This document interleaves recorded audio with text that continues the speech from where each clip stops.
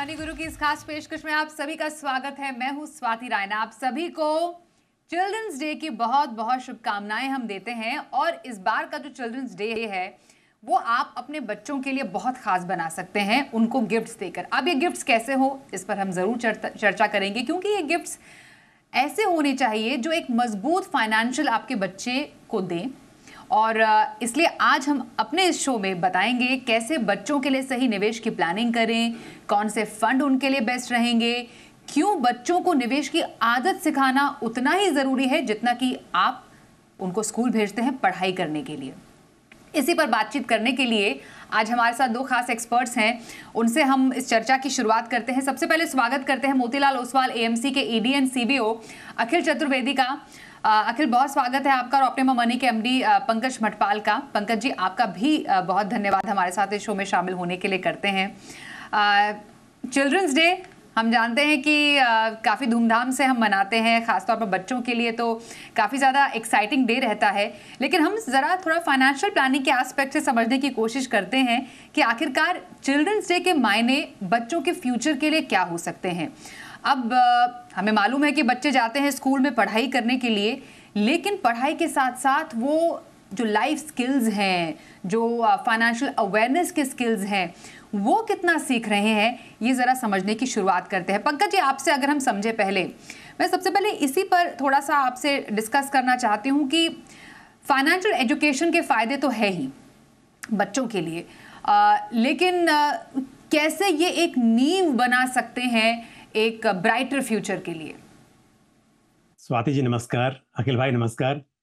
देखिए स्वाति जी, जैसा आपने कहा कि फाइनेंशियल एजुकेशन बहुत इंपॉर्टेंट है, और जैसा हम जानते हैं कि हम बच्चों को कुछ मांगते हैं, दे देते हैं, गिफ्ट दे देते हैं, लेकिन अगर उन्हें सही समय पर यह बात समझ में आ जाए कि पैसा कमाना और उसे मैनेज करना कितना जरूरी है, निवेश के क्या फायदे हैं, तो इन बातों की शुरुआत के लिए सबसे पहली बात तो यह है, जैसे कि हम जानते हैं कोई चीज मांगी और तुरंत दे दी, उसके बजाय उन्हें समझ में आए बच्चों को कि किस तरह से इच्छा और जो जरूरत है उसमें क्या फर्क होता है, तो उसे समझना। फिर पैसा कैसे बढ़ता है समय के साथ में, जितना लंबा समय रहेगा तो कैसे वो ज्यादा बढ़ेगा, जो रिटर्न्स होते हैं पैसे पर वो क्या मायने रखते हैं, महंगाई दर जो होती है वो कितनी ज्यादा इंपॉर्टेंट है, उसे समझना, किस तरह से पैसे की वैल्यू कम हो जाती है।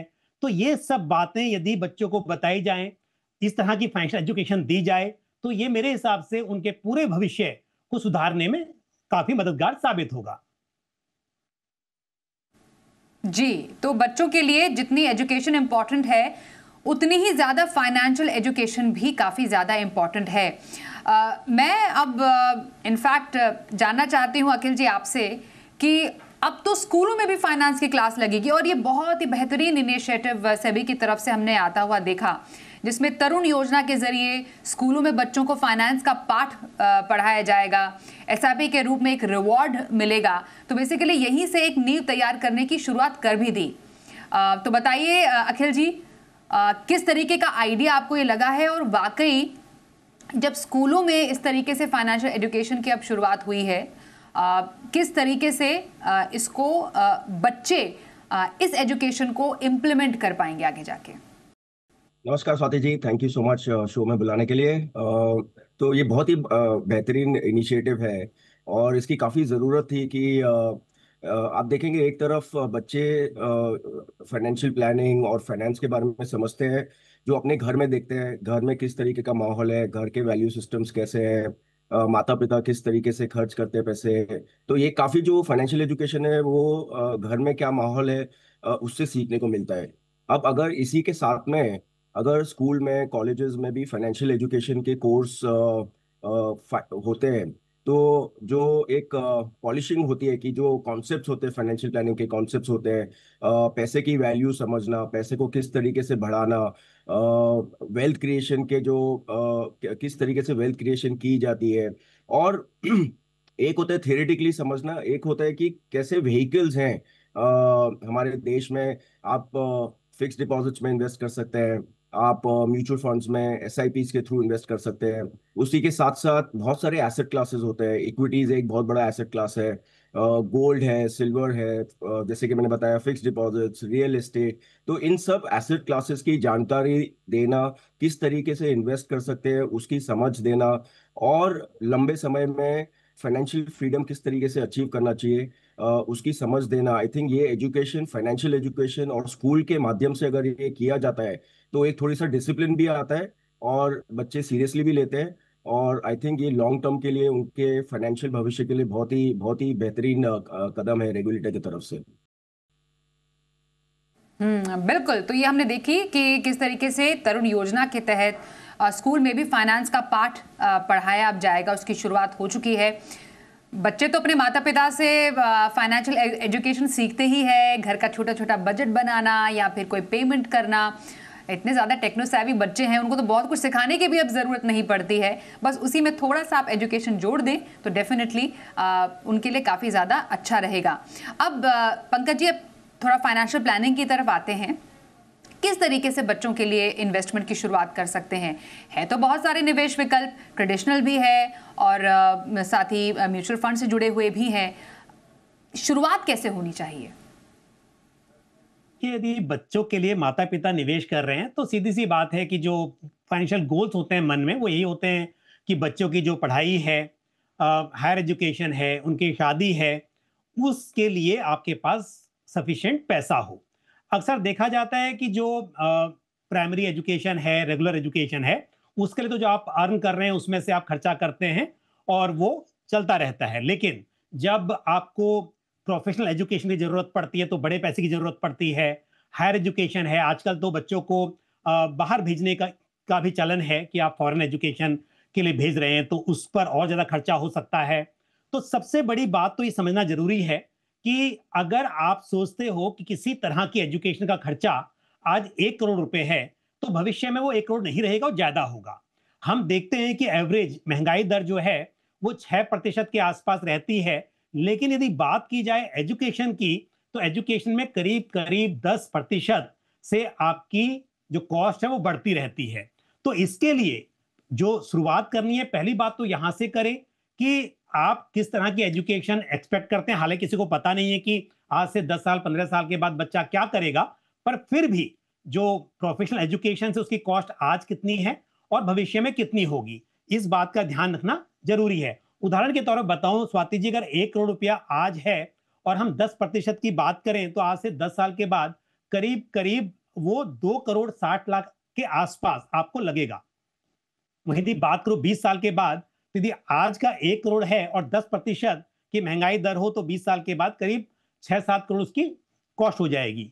तो कहने का मतलब यह है कि इन्फ्लेशन को ध्यान में रखते हुए आपको निवेश करना है। दूसरी बात इंपॉर्टेंट यह है, जैसे अखिल जी बता रहे थे कि डिफरेंट एसेट क्लासेस हैं, डिफरेंट स्कीम्स हैं, लेकिन हम जानते हैं कि इक्विटी जो है उसमें लॉन्ग टर्म में ग्रोथ का पोटेंशियल बहुत ज्यादा होता है। तो कभी भी जब लॉन्ग टर्म के लिए निवेश कर रहे हो तो इक्विटी आपके बच्चों के इन्वेस्टमेंट का हिस्सा होना ही चाहिए। ऐसा नहीं कि डायरेक्ट शेयर्स बाय करने हैं आपको, पर म्यूचुअल फंड के जरिए एसआईपी करके, लमसम करके वेल्थ क्रिएट की जा सकती है। और उसके साथ साथ जो दूसरी स्कीम्स हैं, जैसे गोल्ड सिल्वर आपको इंक्लूड करना है, डेट इंक्लूड करना है, या फिर जैसे सुकन्या समृद्धि योजना जैसी स्कीम्स हैं उन्हें भी इंक्लूड करना है, वो आपको करना चाहिए। और एक सबसे बड़ी बात यह है, जितनी जल्दी शुरुआत करेंगे उतनी आसानी होती है। तो इसके लिए आप छोटे अमाउंट से स्टार्ट करें और इनकम बढ़ती रहती है, उसे बढ़ाते रहें। उस तरह से आप लक्ष्य को हासिल कर सकते हैं। अखिल जी, बच्चों से जुड़ा हुआ गोल ऐसा होता है जो नॉन नेगोशिएबल गोल है। बच्चा आपके घर में आया, आपके घर में नन्हा मेहमान आया, उसके बाद से आपकी वो प्लानिंग शुरू हो जाती है कि उसके अगले 5 साल में प्राइमरी एजुकेशन के लिए किस तरीके से प्लानिंग करे। फिर बच्चा जब 12th पास कर लेगा उसके बाद हायर एजुकेशन की तैयारी भी करनी है। फिर एक स्टेज के बाद शादी के लिए भी तो कुछ इकट्ठा करना है। वैसे तो आजकल बच्चे खुद ही अपनी शादी की प्लानिंग कर लेते हैं, लेकिन माता पिता का ये एक बहुत बड़ा एक सपना रहता है कि धूमधाम से इस लक्ष्य को भी पूरा किया जाए।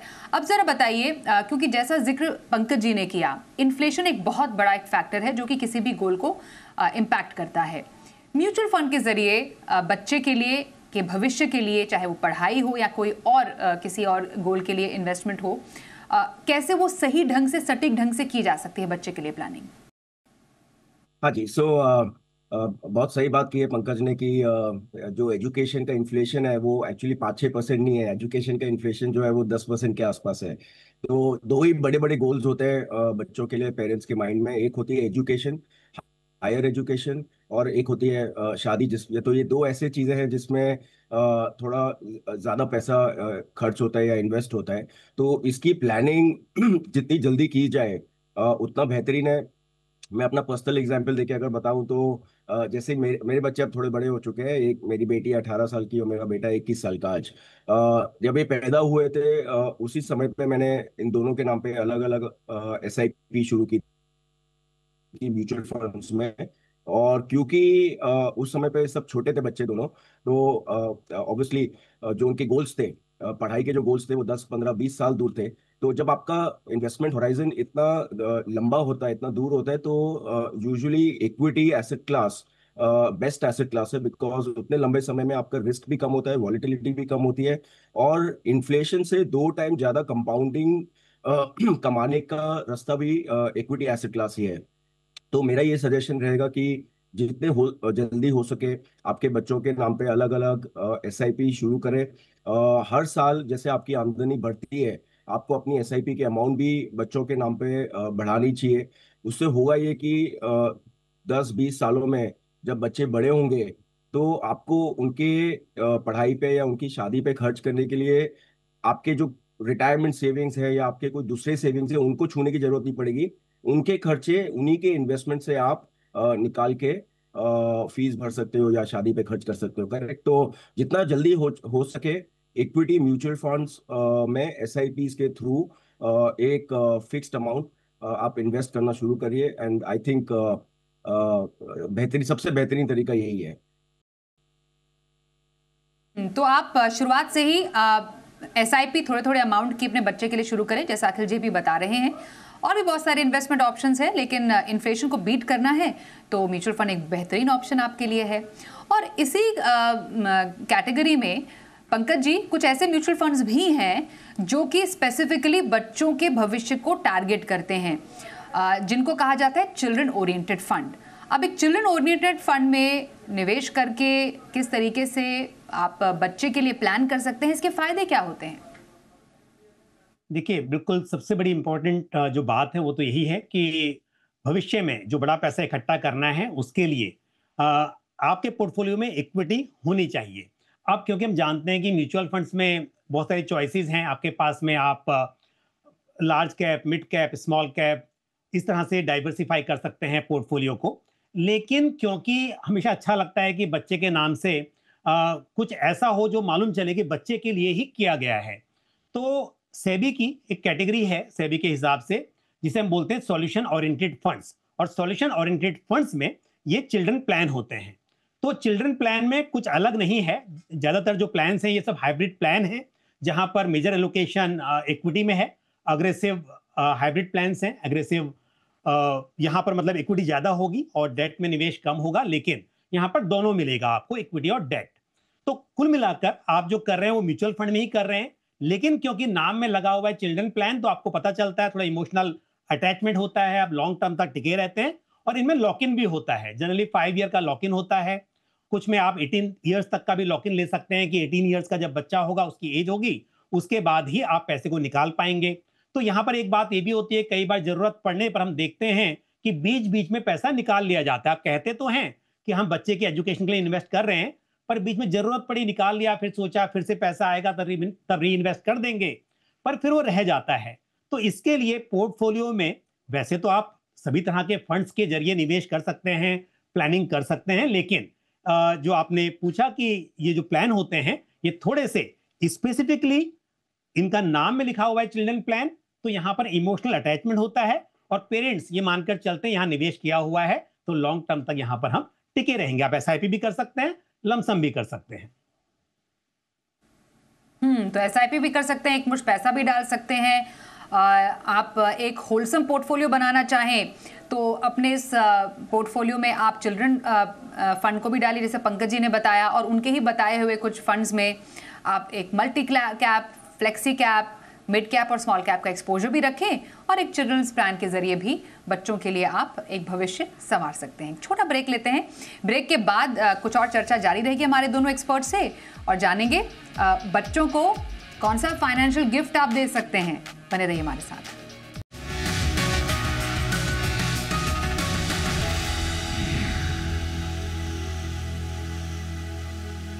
तो आज हम बात कर रहे हैं कि कैसे आप बच्चों को निवेश की प्लानिंग सिखा सकते हैं। हमारे साथ मोतीलाल ओसवाल से अखिल चतुर्वेदी हैं, साथ ही ऑप्टिमा मनी से पंकज मटपाल से हम बात कर रहे हैं।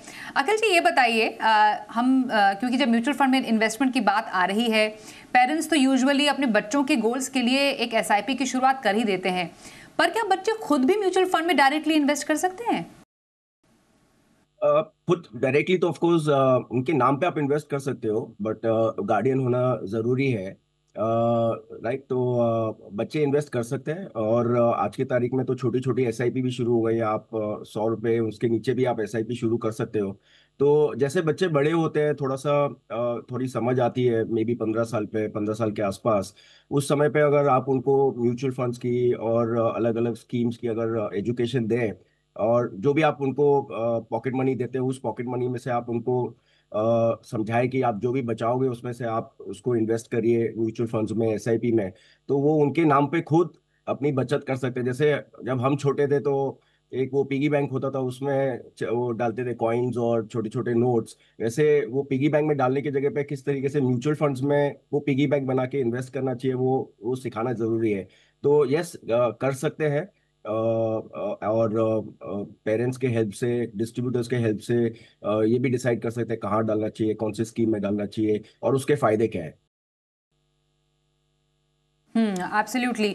पंकज जी, बच्चे भी इनकम जनरेट करते हैं, हम देखते हैं बहुत सारे बच्चे कमाई भी करते हैं, जो चाइल्ड आर्टिस्ट होते हैं, उनको बाकायदा पेमेंट मिलती है, वो इनकम लेते हैं। उसमें क्या थोड़े से नियम है वो बताइए। तो कमाई करने वाले बच्चों की फाइनेंशियल प्लानिंग कैसी होनी चाहिए, और मोस्ट इम्पॉर्टेंटली बच्चों का जो अपना निवेश है उस पर कैसे टैक्स लगता है? देखिए, अगर बच्चों की खुद की इनकम है तो वो उनकी इनकम है, लेकिन अगर इनकम खुद उन्होंने अर्न नहीं की है, जैसा आपने एग्जांपल दिया चाइल्ड आर्टिस्ट का, चाइल्ड आर्टिस्ट हो यानी कि स्किल्स अनस्किल्स किसी तरह के काम से उन्हें पैसा मिलता है, तो उनका पैसा है, उन्हें उसका आईटीआर फाइल करना है। और जैसा हम जानते हैं, जो भी इंडिविजुअल्स के लिए रेट एप्लीकेबल होते हैं, उसी तरह से उन्हें उस पर इनकम टैक्स देना होगा। लेकिन अगर बच्चों की अपनी इनकम नहीं है, बल्कि उनके नाम पर पेरेंट्स ने या किसी रिलेटिव्स ने या किसी और ने पैसा दिया है, उस तरह से इनकम जनरेट होती है, जहां पर टैक्स फ्री इनकम है वहां तो प्रॉब्लम नहीं है। पर मान लीजिए कि बच्चों के नाम पर एफडी की या फिर आपने इन्वेस्टमेंट किया म्यूचुअल फंड्स में भी और वहां पर कैपिटल गेन्स हुआ या फिर इंटरेस्ट आया, तो जब बच्चों की खुद की इनकम नहीं है, जब किसी और ने यानी सोर्स जो है वो अदर देन चाइल्ड है, तो माइनर चिल्ड्रन के केस में ये होता है कि एक साल में 1,500 रुपए तक की इनकम तो एग्जेम्प्टेड है। उसके ऊपर की जो इनकम होगी वो हायर अर्निंग पेरेंट की इनकम में ऐड होगी, चाहे वो माता ने पैसा दिया हो इन्वेस्ट करते समय, पर रिडीम किया उसके ऊपर जो कमाई हुई वो हायर अर्निंग पेरेंट, अगर मान लीजिए पिता की इनकम ज्यादा है तो उसमें ऐड हो जाएगी। दूसरी बात, जैसा मैंने पहले भी कहा, बच्चे की अपनी खुद की अर्निंग है तो उसको टैक्स बच्चे को खुद को देना है, वो पेरेंट की इनकम में ऐड नहीं होगा। दूसरी बात यह है कि अगर खुद की इनकम है तो इन्वेस्ट कैसे करें, रूल सेम है। बच्चे को तय करना है कि किस लिए वो इन्वेस्ट कर रहा है। माता पिता करते हैं तो वो पता है कि उनकी हायर एजुकेशन, शादी, वो गोल लेकर चलते हैं, पर बच्चों के केस में कुछ अलग भी हो सकता है। उन्हें कोई प्रोफेशनल इक्विपमेंट बाय करने हो, यदि वो आर्टिस्ट वगैरह हैं। कई बार आजकल सोशल मीडिया पर भी बच्चे काफी कुछ एक्टिविटीज करते हैं, अर्निंग करते हैं, तो उन्हें short term, medium term, long term goal set करने हैं, उस हिसाब से तय करना है। बट अगेन, म्यूचुअल फंड में सिर्फ इक्विटी ही की चॉइस नहीं है। म्यूचुअल फंड में आपके पास बहुत सारी चॉइसेस हैं। शॉर्ट टर्म में करना है तो डेट ओरिएंटेड फंड्स या फिर हाइब्रिड फंड्स में निवेश किया जा सकता है। अगेन, आपके पास 5 साल या उससे ज्यादा का समय है तो इक्विटी में एसआईपी करना बेहतर रहेगा। तो इसलिए बच्चों को भी गोल सेट करके उसमें इन्वेस्ट करना चाहिए और उस हिसाब से अपने गोल को अचीव करने पर ध्यान देना चाहिए। बिल्कुल। तो ये रहे कमाई करने वाले बच्चों की फाइनेंशियल प्लानिंग और कैसे लगता है बच्चों की बच्चों के निवेश पर टैक्स। अब मैं अखिल जी आपसे जानना चाहती हूँ, अगर बच्चों को आज के टाइम में कोई फाइनेंशियल गिफ्ट देना हो, क्योंकि नई पीढ़ी के बच्चे हैं, उनकी पसंद भी अब बदलती जा रही है, तो as a new age parent, new age पीढ़ी के लिए कौन से गिफ्ट आप सजेस्ट करेंगे? क्योंकि अपने पिछले 15-20 मिनट से इन्वेस्टमेंट्स और म्यूचुअल फंड्स और एसआईपी की बात कर रहे हैं, तो आई थिंक सबसे पहला गिफ्ट तो एसआईपी होना चाहिए। मेरे हिसाब से एसआईपी और मेरे ख्याल से एक और बहुत बड़ा एस्पेक्ट है जिसपे ध्यान देना चाहिए, वो होता है इंश्योरेंस, हेल्थ इंश्योरेंस। तो फैमिली फ्लोटर प्लान लेके आपके बच्चों को भी प्रोटेक्टेड रखना चाहिए। अगर कुछ मेडिकल इश्यूज हो या इमरजेंसी हो तो उसके लिए इंश्योरेंस होना जरूरी होता है। तो ये दो बहुत बहुत ही कीमती गिफ्ट है जो सबसे पहले अगर आपको बच्चों को गिफ्ट देना है तो वही देना चाहिए। तो ये कुछ गिफ्ट है, अनोखे गिफ्ट जो आप बच्चों को दे सकते हैं। पंकज जी, आपकी लिस्ट में फाइनेंशियल गिफ्ट की बच्चों के लिए क्या होगा जो बच्चों को दे सकते हैं चिल्ड्रंस डे से चिल्ड्रंस डे तक? स्वाति जी, पहली बात तो जो अखिल जी ने भी कहा, बिल्कुल सहमत हो। दो गिफ्ट तो बिल्कुल हैं कि हेल्थ इंश्योरेंस तो बच्चों का होना ही चाहिए। कभी भी दुख तकलीफ है तो पैसे कमी की वजह से उनका इलाज नहीं हो पाया, ऐसा बिल्कुल ना हो, तो ये बड़ा अच्छा गिफ्ट होगा। दूसरी बात, एसआईपी का जिक्र किया, ये बहुत ही इंपॉर्टेंट है। पर उसके अलावा मैं कहूंगा अगर गर्ल चाइल्ड है तो पोर्टफोलियो में सुकन्या समृद्धि योजना भी हो तो ये अच्छा रहेगा। उसके अलावा बच्चों को सीख देनी है तो एक तो बोर्ड गेम मुझे जो अच्छा लगता है वो है द गेम ऑफ लाइफ। वो बच्चों को आप उसके जरिए फाइनेंशियल प्लानिंग सिखा सकते हैं। और साथ में कुछ बुक्स, एक तो आरबीआई की वेबसाइट पे आपको फ्री बुक मिल जाती है मनी कुमार के नाम से, काफी अच्छी ई बुक है, वो हो सकती है। या फिर आपको बाय करनी है तो बीरबल तेनाली एंड इन्वेस्टमेंट सूत्रा, ये हमारे एक फाइनेंशियल प्लानर ही हैं विनायक सप्रे, उन्होंने लिखी है, तो ये भी अच्छी किताब है, इसे आप बच्चों को गिफ्ट कर सकते हैं। और एक लास्ट में जरूर कहूंगा कि एसआईपी का जिक्र मैं इसलिए भी हमेशा कहता हूं, आप देखिए एफडी में आप आज निवेश करेंगे और हम अभी टैक्स की बात कर रहे थे, उसका इंटरेस्ट आएगा तो पेरेंट्स की इनकम में ऐड होगा और आपको टैक्स अभी पे करना पड़ेगा। एसआईपी कर रहे हैं जब बच्चा माइनर है, लेकिन क्या होता है अभी आप एसआईपी कर रहे हैं, पैसा निकालने वाला अभी तो है नहीं।